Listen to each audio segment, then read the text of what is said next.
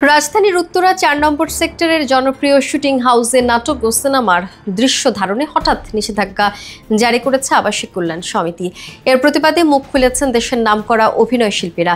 শামীম হাসান সরকারও আছেন এ তালিকায়। নিজের ফেসবুকে শামীম লিখেছেন, বাংলাদেশের নাটকের শুটিং দেশের মাটির কোথাও করতে দেওয়া উচিত না, সব শুটিং হোক আমেরিকার লাস ভেগাসে। এক নোটিশে কল্যাণ সমিতি দাবি করে, শুটিংয়ের কারণে এলাকায় জনসমাগম বাড়ছে, রাস্তায় যানবাহন চলাচলেও বিঘ্ন ঘটছে, তাই সংশ্লিষ্ট বাড়ির মালিককে শুটিং বন্ধ রাখতে অনুরোধ জানানো হয়েছে। নাট্য নির্মাতা তপু খান বলেন, শিল্প সংস্কৃতির বিকাশে এমন নিষেধাজ্ঞা বড় ধরনের বাধা।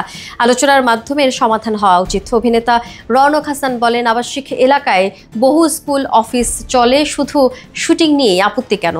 পূর্বেও এ ধরনের পরিস্থিতিতে স্থানীয় প্রশাসন ও সংসদ সদস্যদের সহযোগিতায় সমাধান হয়েছে, এবারও সেটাই প্রত্যাশা করছি।